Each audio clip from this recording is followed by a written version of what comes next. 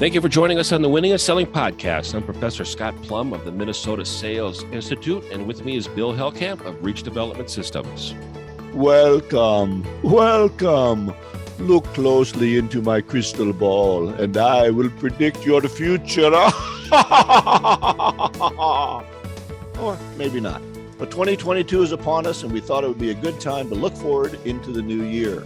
So pull out your tarot cards and your Ouija boards to see if you can predict what Scott and I have to say about predictions, resolutions, and the year ahead, along with other great ideas on episode 494 of the Winning at Selling Podcast.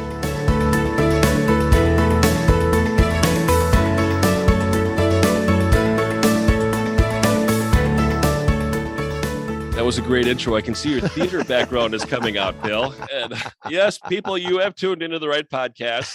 This is not a theater or some other type of podcast. You are here. So this is the right spot. That's right. We're breaking open here in the new year. Yeah, I'm not a fan of Ouija boards and tarot cards and crystal balls. It's just not mine. But I'm curious as to see where we go with this predictions, resolutions, and the year ahead. I think it's a great topic, and it's also very, very timely. But before we get into that, we're talking about the book Sales Jiu-Jitsu. We're on part 3, chapter 7, Submit, Finish the Fight. And I really like the content that they brought up here. A lot of it dealt with, I think, the presentation step of the sales process. Is that what you kind of picked up, Bill? Yeah, it's presenting your solution and how you go about doing that, and the steps that you need to take are kind of these 3 steps that we're going to talk about here and finish the fight. Yeah, they talked about putting together a proposal. And I think one thing that they really stressed well is you only bring up the topics that you've talked about. So present the solution as a solution of all the problems you spoke about. Don't widen the scope beyond what was discussed. If you bring up other benefits that you did not already talk about, it makes the brain think too hard. That is true. However, I think that there's another reason why you do not want to introduce new topics, new benefits at the presentation step, because if you start introducing new stuff that has not been discussed, a prospect may feel like you're hustling them.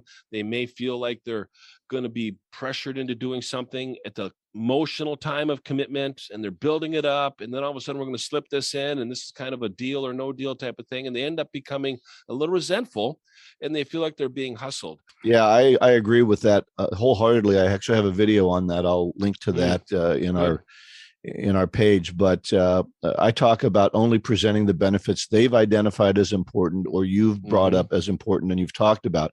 And the reason is when you go through benefits that they don't recognize or understand, they shrug their shoulders or shake their head. And that is called a confused customer. And Scott, what does a confused customer do? Nothing. They delay. Well, you've confused me, so I think I'll wait. And you want that nodding, yes, we agreed to this, and this is how I'll fix it. Yes, we agreed to this is how I fix it. And don't confuse them with new information, even if it's great. It's kind of like I've seen people go, oh, well, one more thing. No, not one more thing, dang it. Just finish with your point and move forward. Don't bring in new information. So that was a really, really important part of this submission part. Yeah, totally agree. Another point that they brought up was when you give them a proposal, you don't want to give them a step-by-step instruction manual. And I see a lot of salespeople do this. They give them in the negotiation terms how the salami is made. You never want to give them how the salami is made. You educate customers and clients. You don't educate prospects. You influence to educate prospects. Once they become a customer or client, then you can work with them to educate them, and then you can show them how the process works. But they've made a commitment to you first. We are at a point where they have not made a commitment to you yet, and some salespeople give them such a detailed proposal that they end up doing it themselves, or a prospect is able to shop the proposal, piecemeal it, and invite other companies, and they become the general contractor of the project. So 2 things that I think about this. One, you just reminded me of when you said piecemeal. But first of all, when I present a proposal, the first thing I tell them is, hey, Scott, this isn't cast in stone. So as we go through this and you see some things you want to change, let's talk about those ideas. And the reason I do that is I want them to put their fingerprints on the solution. Yeah. I want them to participate and feel it's their solution. And if I say this is the one way to do it and take it or leave it, then they're going to be take it or leave it. right? But if their fingerprints are on it and they've adapted it, now it's their proposal, and they're less likely to reject it. And the other thing I thought about when you said piecemeal is I never price out a proposal piece by piece. We'll do this part for X amount. We'll do this part for X amount. It's not a menu, baby. It's a whole solution. Right. And if you take out the pieces, they're going to say, okay, they're cheaper here, but I can get it from XYZ company cheaper over here. So I'll do 3 of these from you and 2 of those from them. And now you got a mess. So if you can put the whole solution as one price, I know we're going to talk about price. I got ahead of it a little bit, but no, that's right. I think be careful there. Don't give them a menu of costs that they can then pick 3 from you and 3 from a competitor. And here's another thing that I've worked with on very professional providers of professional services. And they get into, well, here's my hourly rate. And I'm like, let's step back a little bit and let's not price based on time or items. Let's price based on value. So let's be more focused on value pricing versus time pricing. And I'm not saying that you're going to be ripping anybody off by not performing the work, but what's really important is that the prospect feels like you delivered value at the end. If we've studied stuff and we keep repeating the same message and we've tested it over time and we've dealt with the competition on keeping that message consistent and it hasn't deviated at all, there should be some benefits to that, yeah, it's the same message. However, it's valuable to them. And that's why they're hiring you, is because they want you as a salesperson to work with them as a prospect on incorporating your system, your process into their company and their culture for them to be able to get the rewards and benefits, the value from your solution. And that's what they end up buying for. They buy value. They don't buy time. Yeah, I think that's a great point. And when I've done that, sometimes I go a little bit over time and I give them more time than I planned. And sometimes I make a little bit back. It didn't take as long as I thought, but I'm still giving them the final value. And we're not sitting there adding up every dollar, which is really a pain in the butt. It really is. And they look at, your time may be worth $200 an hour, but they look at, they go, $200 an hour. I can hire somebody to do that myself. Right. Yeah. For so cheaper. That's right. Yeah. And, all right. What's the next question piece? Is, why don't you hire them then if it's cheaper? Well, we really like you. And the next piece is on reinforcing the submission, which they brought up a great term called future casting. Yeah, I like that. So this is really, imagine what it would be like if you did this. I mean, it seems like every movie preview that I've ever seen, it's that Hollywood voiceover guy going, imagine a time or in a world, or, okay, all right, let me sit back and ponder that for a while. It sounds like some salespeople, when they call prospects and go, I was just wondering about this. It's like, okay, I understand the intent of that. Let's change the wording of it and the delivery of it. But really getting the future casting is creating an imagination and the prospect thinking about what it would be like to have what you deliver. Yeah, Scott, I really like this because I think it takes them past the yes/no decision and moves them on to how are we going to implement. And when you can see a client or a potential client moving beyond whether I should do this or not to how I'm going to make this happen, you've closed the deal. And future casting takes them beyond that. Are you going to do this to how are we going to get this maximized for your product or service? Yeah, I think another technique, and I just shared this with a client earlier this week, is the prospect said, we're going to wait on this until April and we're going to revisit it. And I worked with the salesperson. I said, how about if we go through the process of deciding what the best solution is between now and April, and then on April, we can execute on that decision or decide to wait on it.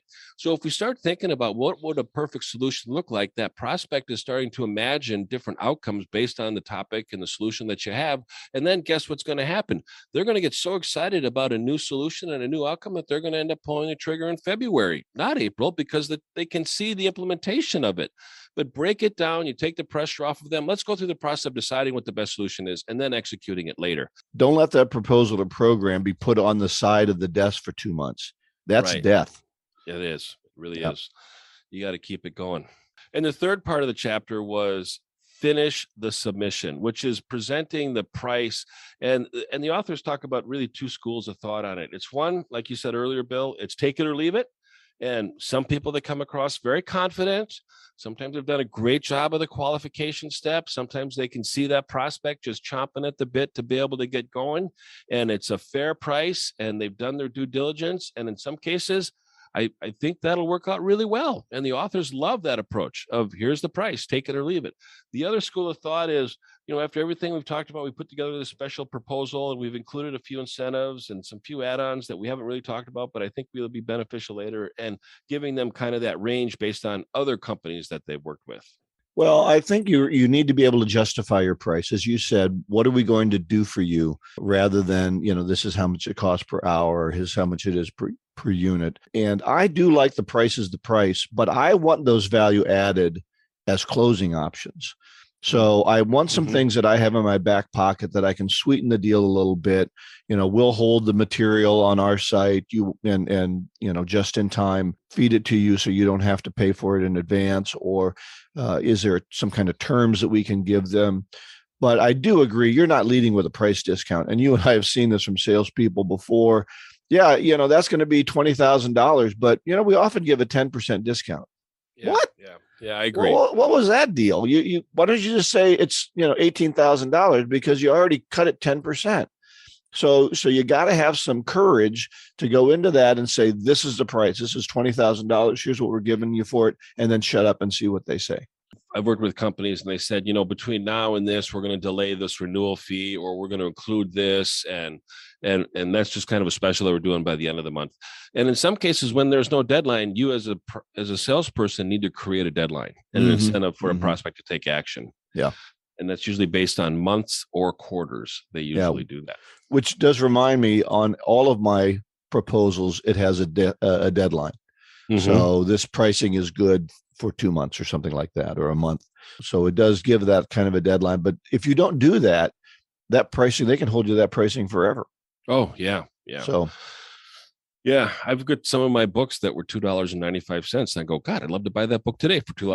That's right. I get some old ones. Yeah. 35 cents on those paperbacks. Yeah, exactly. And they give you an order form in the back. I've always wanted to send that order form in. I'd like 500 of these books at 35 cents a piece, please. Yeah. Some of your order forms, Bill, don't have a zip code on them too. That's right.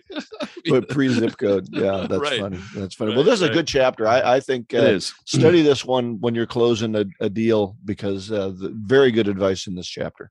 I'd like to thank Elliot and Daniel for coming to the PSA meeting last Friday. Oh, it was great.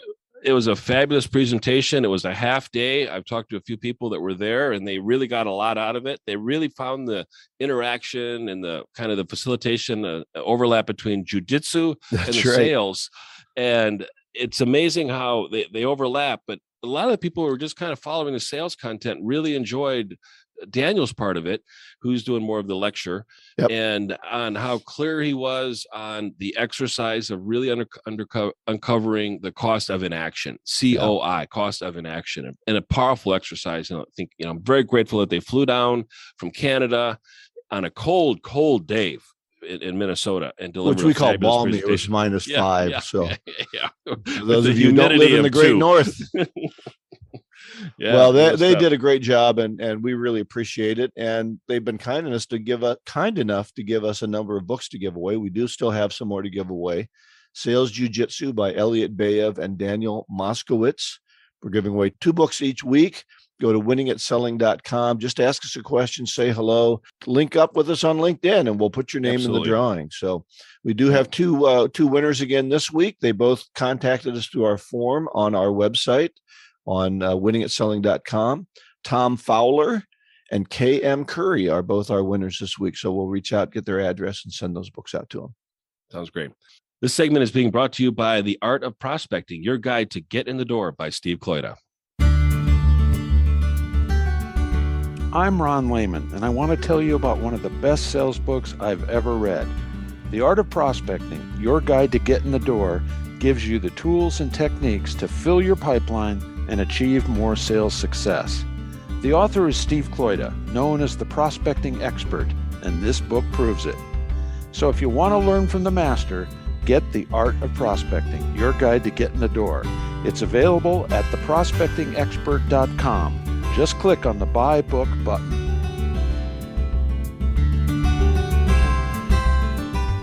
So Scott, early January is always a good time to look at what we did last year and analyze that and see if what we can do to have a better year this year. And we want to take a look at our personal crystal balls, maybe without the laughter, and consider what might happen in the upcoming year. So we want to start off with a few predictions from Scott and I about 2022, and then we'll reveal our own personal resolutions for the new year. So I'll give it a start with my first prediction. I think COVID will continue to morph.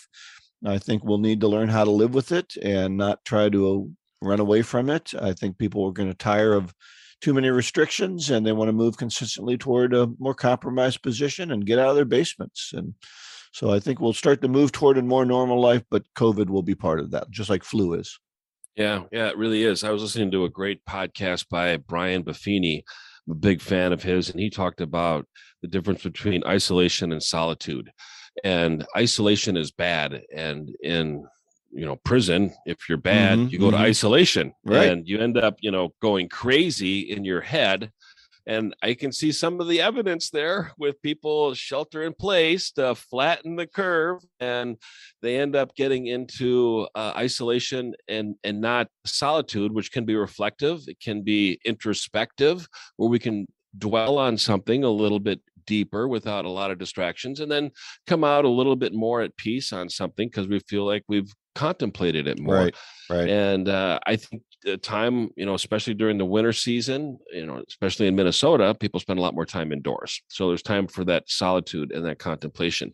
I think with the COVID, it's kind of like the tide goes out and all the rocks are exposed. And the sales managers are kind of looking at their sales team working from home and hearing some excuses or reasons going, I could sell more if I could just get face-to-face, toe-to-toe, belly-to-belly with people and do the face-to-face meetings. I really like to do that. And it's like, well, that's not an option. So let's figure it out how to still deliver the solutions that we have and the value that we deliver in another means. And it might be Zoom, and it might be Teams, and it might be more virtual. So we have to be more creative with it and to be focused on developing the skills that we didn't have as sharp at the time.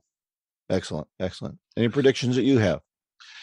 I think people are going to probably be more focused on working from home. I don't know that people are going to be gathering. And I think once people are able to work from home and they're going to be just as productive, unfortunately, I think the sedentary of working from home is bad because people maybe worked in hitting the health club, before or after work, right, on their drive. They're just, sitting at home, and they're not going to be doing that.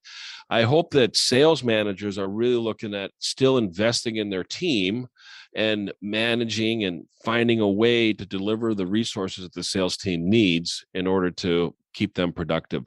Because working from home, you just don't feel like you're part of a synergy of an organization like you do when you're working in place. That would be another thing I see kind of happening. But I don't, it would be nice to know how the movie ends. And nobody is admitting how the movie is going to end, and nobody knows how the movie is going to end. That's what I think the thing is. Everybody's guessing, and nobody knows anything for sure. And so I look back at double mask. Well, let's wear a double mask. That'll cure it. Well, we're not even talking about a double mask anymore. We're talking about everybody wearing a mask, and it didn't cure it. So we don't know where. I mean, we just have to do day by day. And I wish some of the leaders that are dealing with this would just tell us we don't really know, but here's the best option at the time. That's right. Good. From a sales standpoint, I think that sales professionals is my second prediction. Sales professionals are going to need to sell better and service better and understand customer needs better than the internet does and online discounters do, or they're going to be replaced by them. If you're not a real salesperson, you're not going to be needed because people will have other options on where to buy. And a salesperson's salary is too much to pay to be someone who's just a question answerer and an order taker. So you better get better at your sales skills if you want to have a sales job, because there's other automatic systems that are going to be taking your place. I think the question that each salesperson has to live, and each sales manager, director of sales needs to be asking the sales team, and also delivering on this question, is what do you need to do and know to achieve the goal? There's just two types of salespeople. There's salespeople that know and don't do. Right. And there's salespeople that don't know, so they can't do. But once a salesperson knows and does, success is around the corner. But if you don't execute on what you know, nothing's going to happen, I assure you. That's right. And some of my resolutions on things I need to do better. So, and sometimes salespeople have resolution. Well, yeah, I'll give it my best shot. I'm going to go in and try. Okay, great. We're not going to commit. We're just going to kind of go, what'll be, will be, man. Yep. But let's commit to an outcome. And let's measure our productivity on a weekly basis. Yeah. And that's kind of the place where tasks and goals meet, right? Mm-hmm. I have a series of tasks I'm supposed to do, but I can't just do those. I can't just make my 10 phone calls and not have any energy that I put into those phone calls and still get the same effect out of them. I got to put energy into 10 phone calls and really try to get 2 appointments out of it, not just be happy with doing 10 phone calls and it'll happen eventually. Yeah, it's the check the box. Yep. I'm just going to check the box. I did my 10 calls and now, where's the remote? Pass me the chips. That's right. I'm done for the day.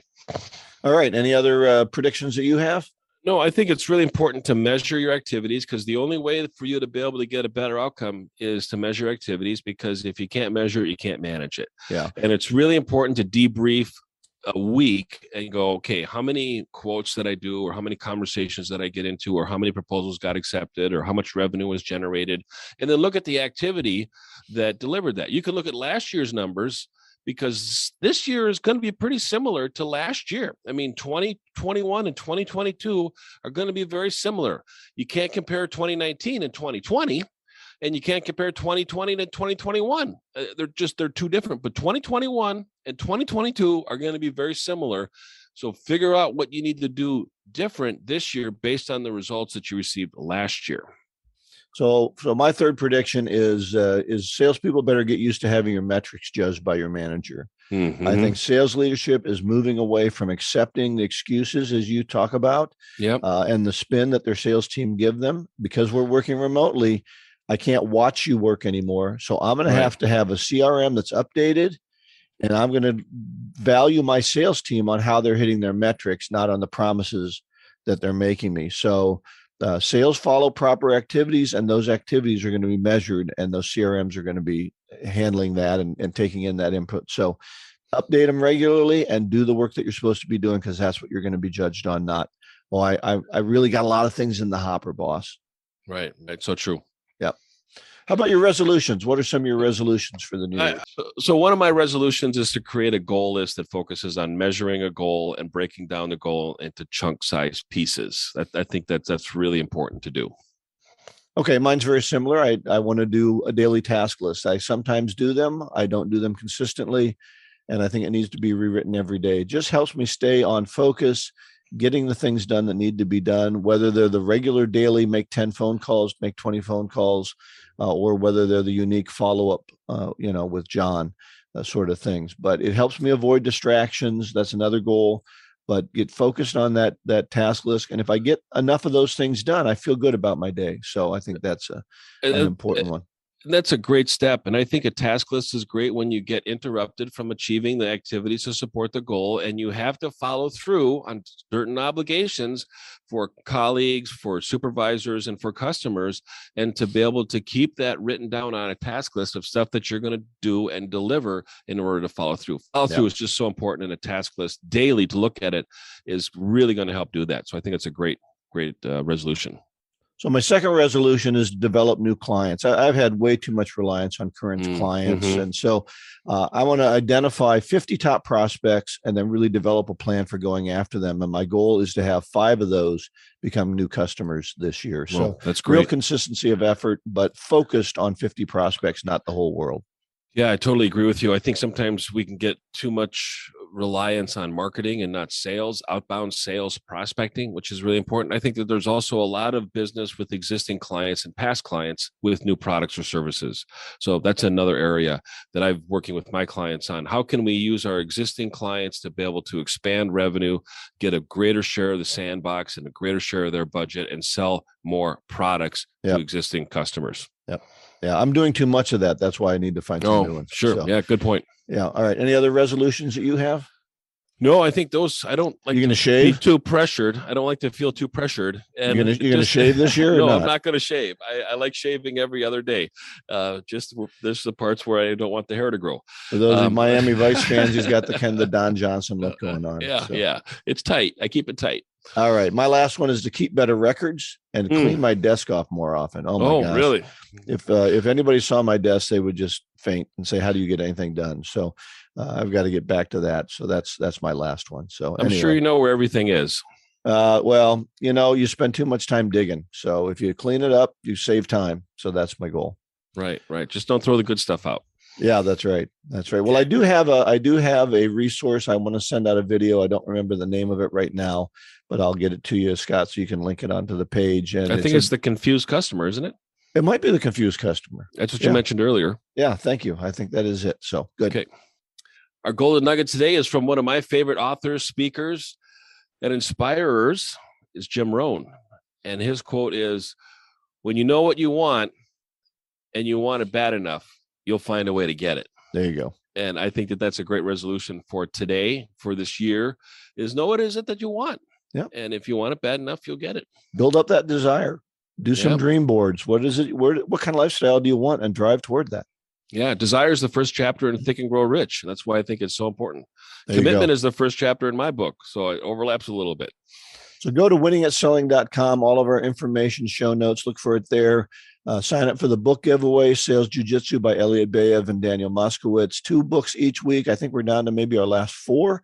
Wow. So go to winningatselling.com. Just ask us a question, say hello, ask to be put in the book drawing. We're easy to get along with. Next week, we're going to be covering part 3, chapter 8, counters. And our topic is going to be the importance of specialized knowledge. So if that creates your curiosity, stay tuned for more. Go out and get better one skill at a time. Joyful selling.